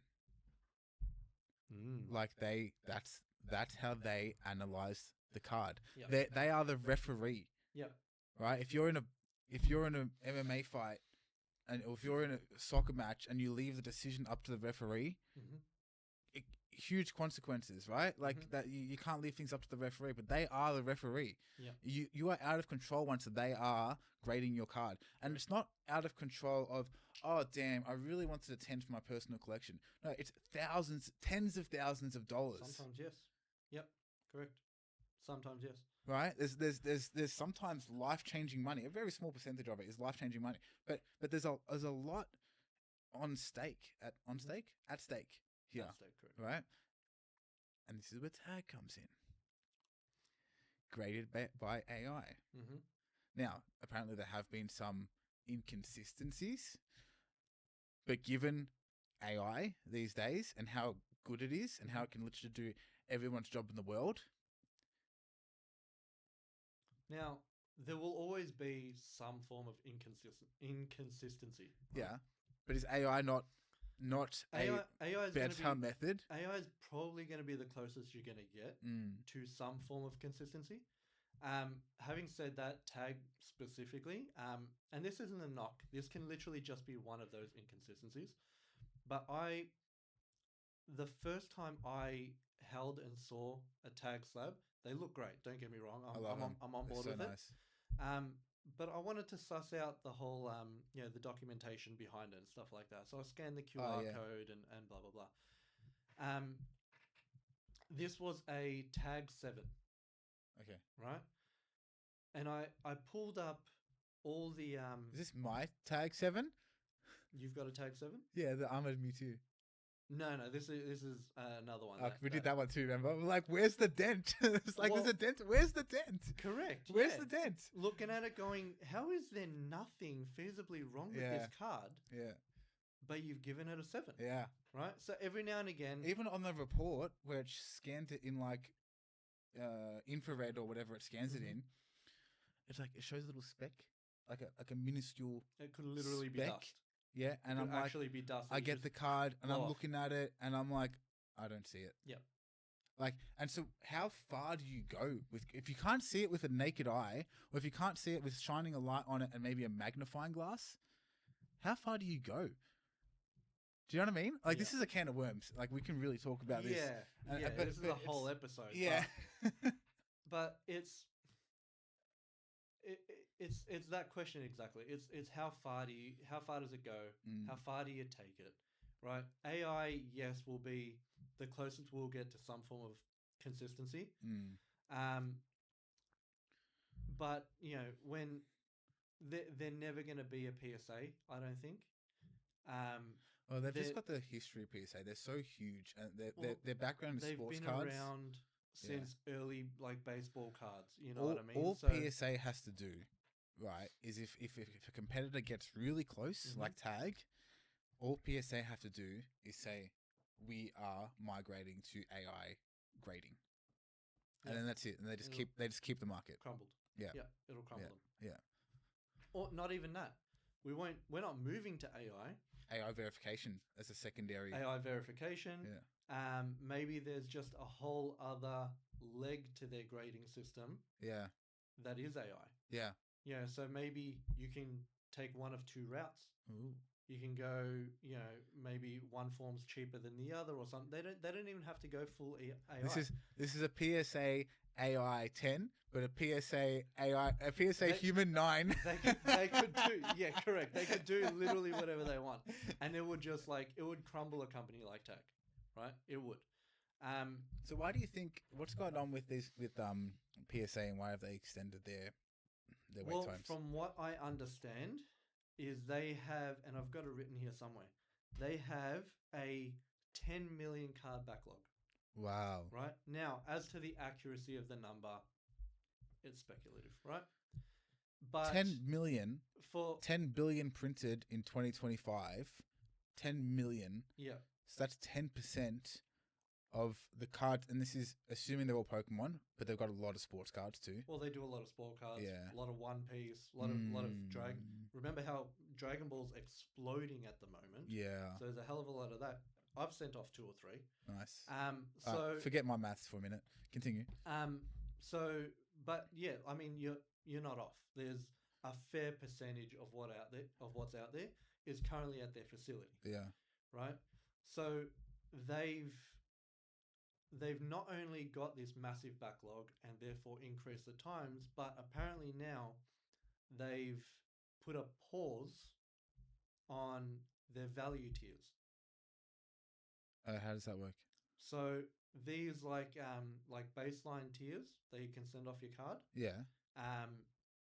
are on pause at the moment. So I'm guessing they're trying to stem the flow of incoming. Oh, so you can't skip the queue in order to catch up. So you can't. Well, no. If you want to get your card graded, you have to skip the queue. You have to pay more. Oh, the value tier is the low tier. The value tier is currently the lowest one. Yeah, because they've scrapped bulk. So they're saying scrap the bulk tier. We're at capacity. You can no longer join the queue. Correct. But if you pay more, you can skip the queue. Yeah, give me more money and okay, I'll look at your card. This is like bouncers at dodgy nightclubs 15 years ago. Yeah. Where there's a huge line. Probably now too. Probably still down too. Yeah. And if you pay more to entry, you skip the queue. Yeah. And then half the line doesn't get in. Yeah, correct. Wow. Yeah, that's essentially what's happening. You can't even line up anymore. Can't even line up anymore. It's now all of a sudden it's PSA's version of not tonight, mate, not with those shoes. Yeah. Yeah. Come back when you've got some girls. I don't. Not tonight, boys. Not tonight, boys. There's 4 of you. Yeah. Right, your ratio's off. Ratio's off. Yeah. That's right. Come back in a few months' time with some girls. Correct. PSA, that's proper gatekeeping by PSA. Well, now it sparks my thought that that I didn't finish earlier, where So this tag did also do that. So I saw Pokebeach.com posted today or yesterday. That tag also got a backlog, and this is where I got confused with the news. Maybe they've been inundated as well. Then Yeah, they've been inundated as well, and you can no longer queue up in the cheap queue. Yeah. Okay. But you can bypass express. Yeah. Yeah. So what that leads me into thinking is, now does the PSA 9 go up in price? Because up until now, in terms of modern cards, PSA 9 was more or less considered raw value. But now, if the turnaround time is nearly a year... No, but that's just recent, right? Well, it's been for modern cards, period. Oh, okay. Right? It's like, take the Bubble Mew, for example. When we say modern, are we saying post-COVID? Essentially, yeah. I suppose you would call it that, right? So even take like an Evolving Skies card. Yeah. Right? Let's take the Moonbryon. That was, the topic just a moment ago. If we send off the Moonbryon and it comes back at 10, it has gone up X times in value. Yeah. Right? Because it's perceived a perfect card. Yeah. A 9 is more or less, give or take a handful of dollars, similar to the raw cost of that card. See, that's crazy. I've always thought it was crazy. Yeah. Because if you look at the PSA 9, it's almost perfect. It's near mint. It's 90% good, like if not more. Right. So does that now void that thought, and now PSA 9 could be potentially looked at as, okay, I value now looking at this card and it being near mint, right? Why do you think 10 is like your 10 is your gem mint, right? 9 is essentially your mint, but now 8 or 7 is the raw value, the new raw value. I think 8 is still NM, isn't it? Yes. As well? It's still near mint. 8 is your near mint. Sorry, I do stand corrected. 8 is like your near mint. 9 is mint. 10 is gem mint. Yeah. Right? So if you're telling me it's mint, why are we not valuing it at that? Why instead are we currently valuing it as it may as well not have been sent off at all? But now with the higher wait times, and now potentially if you don't want to wait that long, you have to spend more. Does that now make the PSA 9 a little bit more expensive? So I think the problem with the PSA 9 was that if it's not a 10, I don't want it attitude. Yeah, correct. Right? Well, not only that, not necessarily that I don't want it, but because there's so much of this card around, I would rather fish for the 10. Oh, okay. Because yeah, that's true. Because there is a huge increase in production. Mm-hmm. So yeah, okay. So there's still a 10 out there in raw, ungraded. Yep. But now does PSA 9 become the new? See, a PSA 9 is a great card to have if it's the same as the raw card. If you want to put it on a shelf on display as a collection, right? Because if a 10 is just too much, right? It's just cost way too much. If you want to get 10 of your favorite cards, like, you got to be a baller. Yep. Right? So a 9 is a great option for that. So what you're saying is, if PSA, but they're not stopping grading cards. So so why would this increase the value of a 9? I just don't understand the because now we have to wait a hell of a lot longer for it. Right? So now if the turnaround times have increased 40 to 50%. Oh, okay, because you think people are less likely to actually submit their cards now. Well, now they'll be less likely to submit them. Yeah. Now it's higher risk. It's also, hey, it's taken 10 months for me to get this 9. Yeah. So now it's going to have that perception of... So the population growth... the new good enough. Yeah, is the population growth of graded cards, of submitted cards. So there's essentially their move is to reduce the amount of submitted cards for grading. For the moment, I think, yeah. For now. Yep. And if you or I want to submit a card, we don't want to pay top dollar because it might only get a 9. So we just only want to pay $50 instead of the 70, $100. Okay. I understand what you're saying now. So there's going to be less people are less inclined to submit cards for grading. So there's going to be less cards actually, because there's so many 9s, right? Because everyone just submit, boom, boom, boom, boom, boom. This might 10, right? I'll crack it and go again, right? So people, so that's going to really reduce the amount of There's going to be less going into the market. Yes. But then again, I'll just to harp on a point is. But they do have a backlog. They do have a backlog. It might take us 9 months to see this. But that's what I'm saying. Yeah. Well, maybe not. Maybe all of a sudden in a handful of months' time, before we've even reached that very first 10-month period, 9-month period, where 9s are all of a sudden, 10s are just more out of reach. Yeah. Right? Because we had to wait a year nearly to get this 10. To get a 10. So you bet your ass I'm asking a stupid amount for it. Yeah. Right? So now, naturally, what humans do, they look at other options. Yeah, okay. So now 9 becomes the other option. 9 becomes the, like I say again, the good enough. And knowing the Pokemon market, we would probably see an uptick in purchases of 9s. Yeah, that's what I'm saying. From investors thinking this is a good bet. As a result of that as well, the 9s will go up in value. Yeah. That's my take on the whole thing. Just because of speculators. And 8 will have the new label as basically raw value. Yeah. Like even like I said, like that 7 I got of a tag 7 of Armored Mewtwo. It looks perfect. The person who submitted it would have been like, "This looks good." Submit it. It looks like a 10. Right.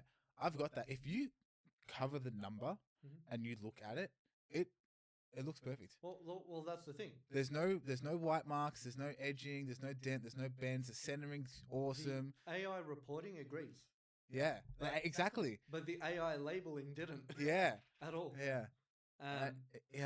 So that's wild. But look, there's always going to be some form of inconsistency. So does that make tag a legitimate option?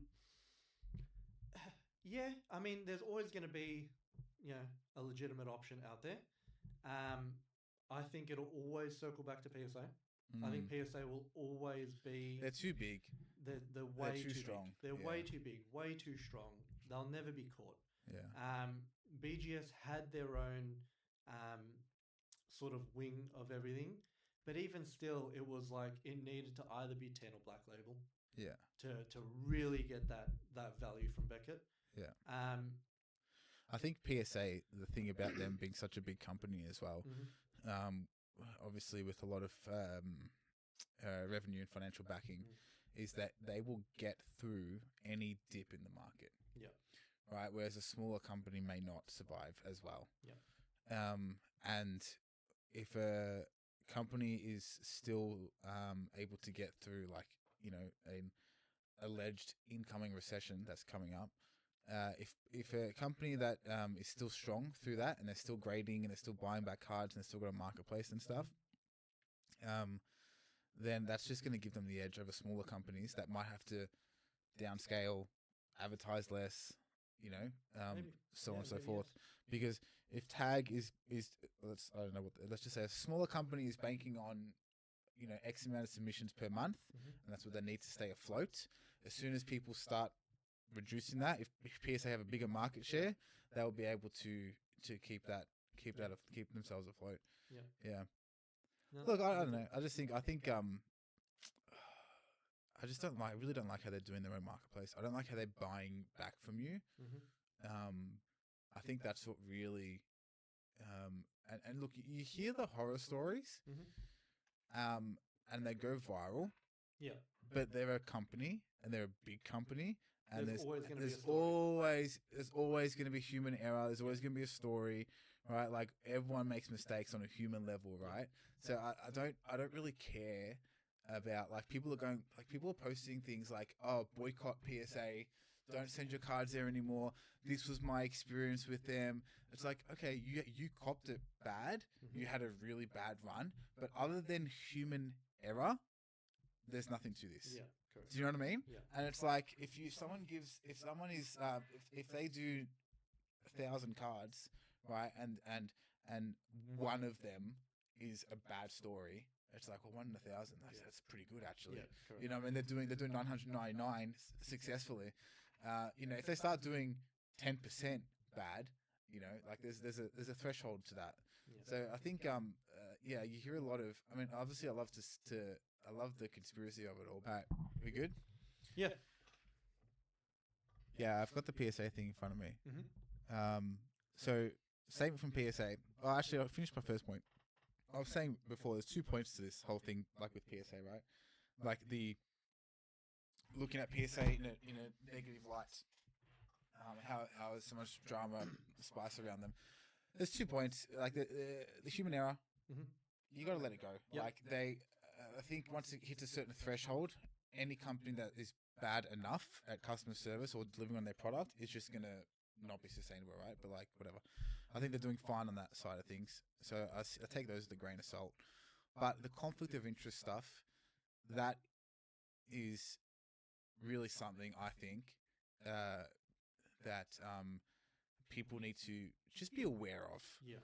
Right? Just be aware of it. I'm not saying they're doing anything wrong, and I wouldn't make that kind of allegation, but I think from PSA as well, I'm sure they are talking about this in their boardrooms and discussing, okay, we need to make sure we have our processes in place, we have a transparency, we have our policies, right?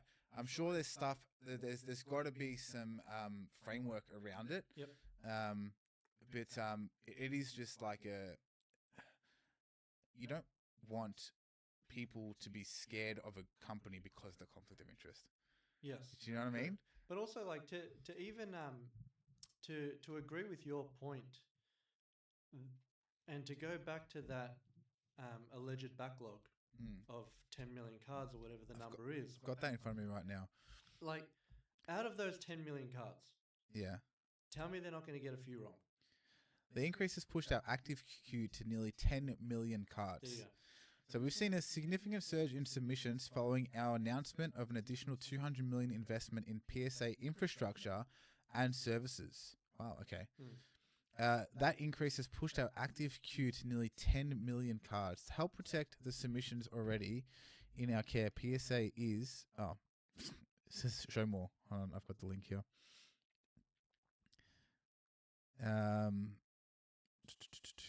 Well, that goes on to talk about how they're pausing all of that, right? And then the tweet below is from Tag. Same thing. Due to incredible demand, Express is now closed. Okay, so they've closed their Express. So you can't jump the queue. You can't jump the queue. They've done the opposite. Yeah, Express is now closed, marked at capacity until further notice. Following basic and standard earlier this month, our core tiers are full. Limited priority and walk-through slots remain for those who want to send now. Oh. Okay, so... Alright. Express is closed, however, walk-through is open. Interesting. Okay. So you can be top tier, but you can't be second or third, more or less. Anyway, these are just the tweets. You can. There's obviously more details in that, right? Essentially, they're both struggling with capacity. Yep. Yeah, I think that's a pretty reasonable move from both of them, because if PSA are expanding and they're building new infrastructure, training new employees, doing all that stuff, yep. You want to have the capacity to service your customers, right? Yeah.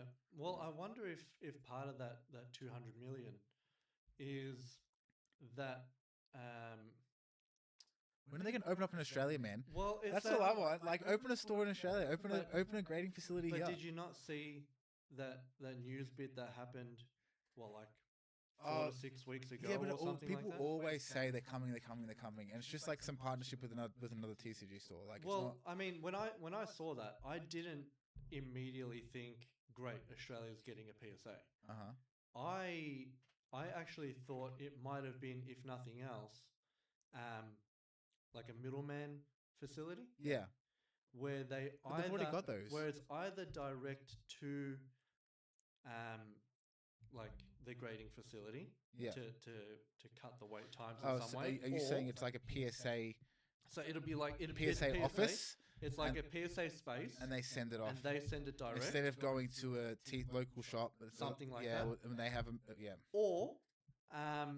Or potentially they do some part of the grading, because there's a few processes that they go through before final grading. Oh, okay. So maybe they do everything bar the final grading and assembly of the slab. Yeah. Or maybe they do all of it. Yeah. But send it off to PSA for the assembly in America. Something like that. I don't think more room for error there. I don't think Australia's getting a PSA. But how? I think we'll get some kind of PSA offshoot in some way, shape, or form. Yeah. If anything, I think that's my theory anyway. But how crazy have the card shows been in Australia? Oh my god, dude! It's like sardines doesn't actually. You can't even get to the desk and actually browse. No, it is shockers. You actually can't. You can't even shop. You can't get in there without being in someone's armpit. That's right. Yeah, and I'm there, right? I remember this was the hobby what's it called again? The hobby hangout that we went to last year. Hobby hangout? Was it last year that we went? Yeah, we went to that one. Yeah. At some exhibition building. That's the one. Yes. Right. Yep. I was there doing a trade with a vendor, right? And I was trading for some 151, right? And I'm there with my cards. And he's got my cards and he's doing, his maths and he's checking them out and stuff, right? I traded 2 Vaporeon. Sorry, I traded 2.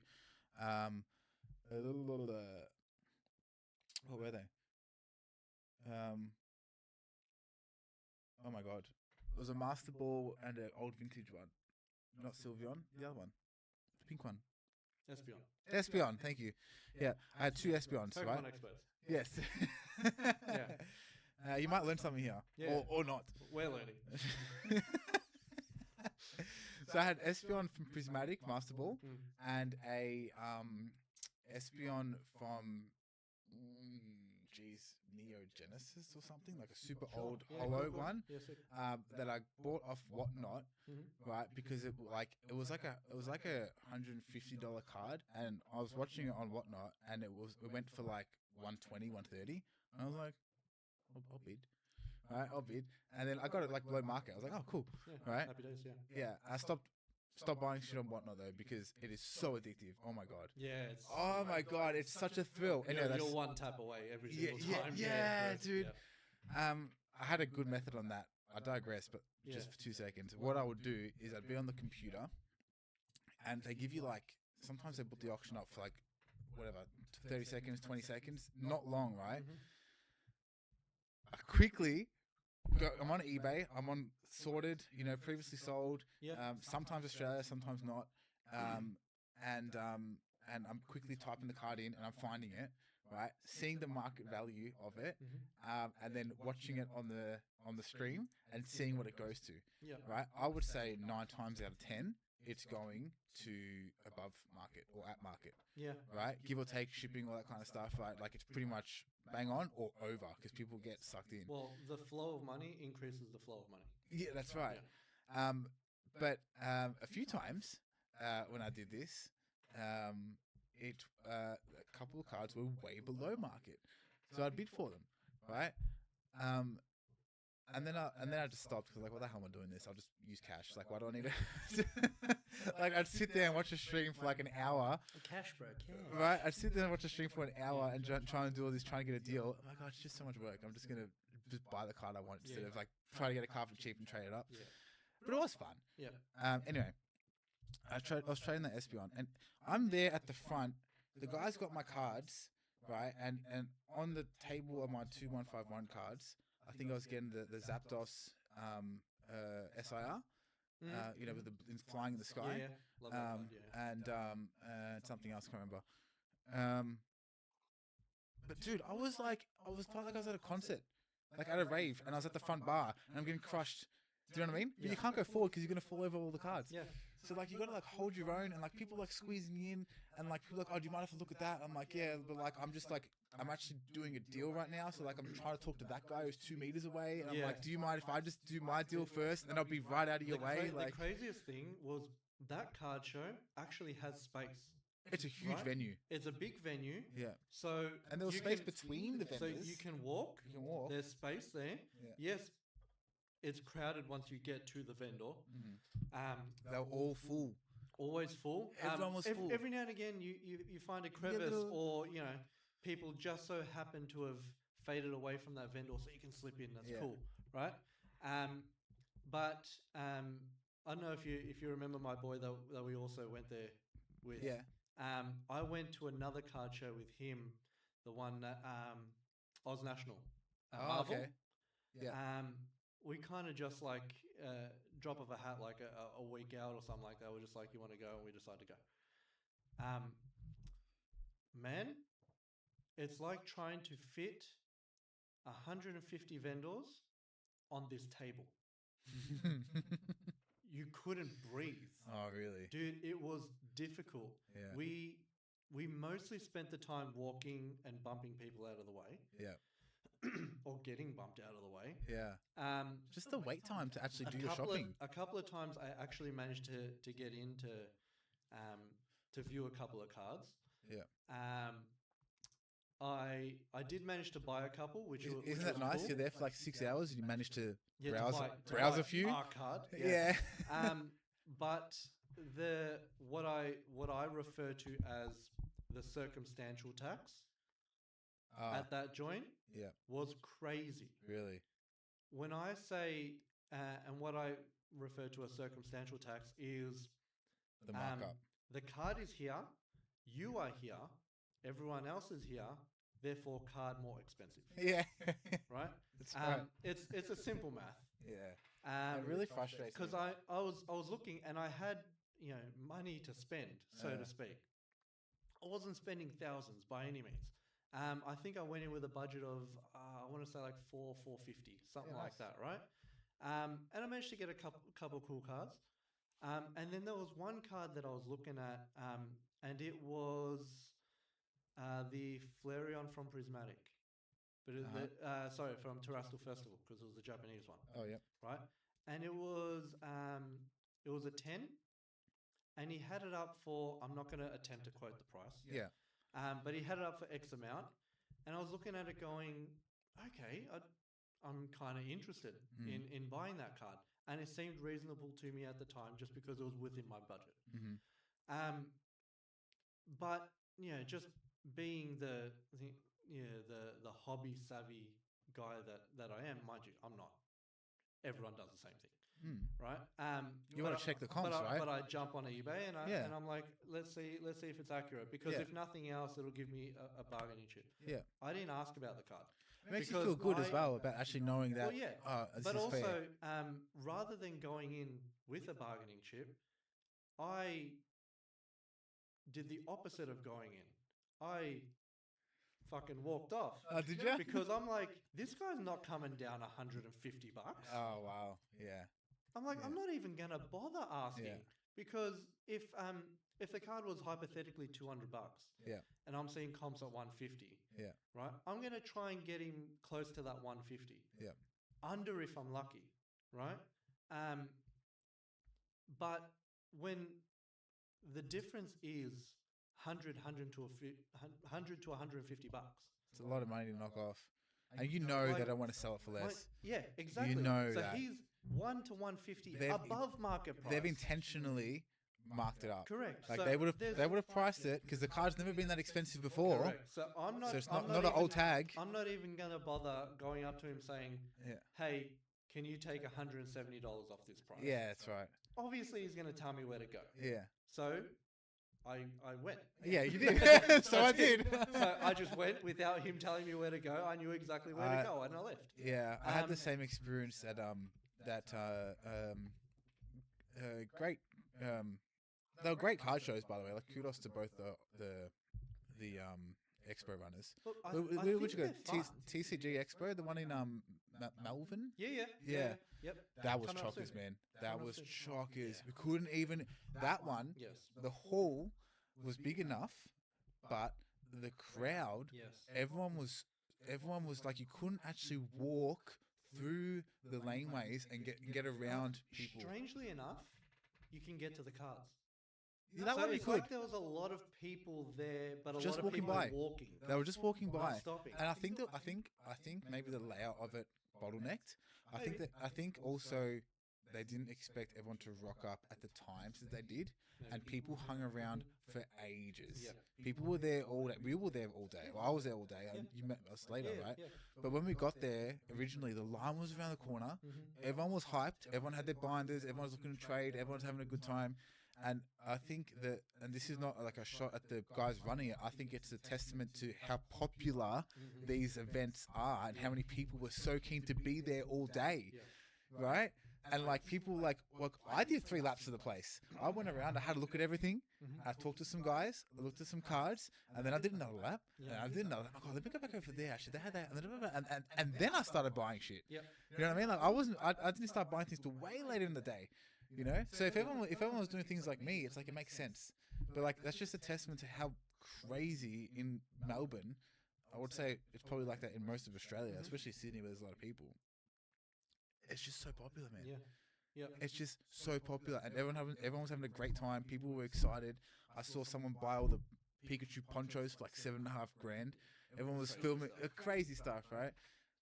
And there was just big money, you know, and there was a lot happening, but there were a few vendors that were way overpriced. They're always same thing, man. They're And always I'm will there, be. and I'm like, and they'll shoot their shot because you and I got. look at it, I go, where'd you get your prices? Like, I'm like, oh, I didn't think that was a $500 card. You got to bear in mind as well. You know? Like I half understand when it's 1 or 2. Yeah. Because they come at it, I feel like, from the mindset of eventually It'll be a $500 today. card. No, eventually today, I'm going to be the only one with this card. Therefore, my price will be the price. Yes. Right? But when everyone's doing it, it's like, hey man, if I just wait a week, I can buy it on eBay for $100. That's right. Yeah. Right. Yeah. So that's where I draw the line. Yeah. So and I might sound a little bit hypocritical, sure, but I draw the line in everyone accidentally being on the same circumstantial tax page. Strategy. Yeah. Right? That's their strategy, right? Yeah. Because and like fair enough, right? Like they're doing it to make money. That's what you're there for, right? You're not there for Sure. charity. You're Sure. doing it to make money. And they've got expensive inventory. They spent a lot of money, so I get that. But I think their strategy is some people. And I think you're right. You probably hit the nail right on the head there. Their strategy is come in high, and maybe negotiate down. But obviously they want to maximize what they're getting out of it. Yeah. And I lost my point. But if you said if $500 for a card, you can get $100 cheaper on eBay. But they're there and then. You're there and then. And some people prefer to buy in person. Circumstantial tax that I'm talking Yeah. about. Yeah. Yes. Yeah. I'm here. Card is here. Yeah. Quick math. That's Like right. that. Yeah. Yes. Correct. Yeah. But unless you have something else to add, On that. just in general, I reckon we cut it. Yeah. Call it. Good episode. Good Wrap it first up. episode. Episode 1. Yeah. We talked about literally everything. Pretty much. We've got nothing for episode 2. Yeah, I know. Yeah, we'll see you in a few months. Yeah, that's right. But no, good first episode. That was good. All one of our listeners probably maybe didn't enjoy it. Or maybe they did enjoy it. We'll see. We'll see. It's going to be a fun ride. Thank you for joining me. Thank you for joining me. See you next time. See you guys next time.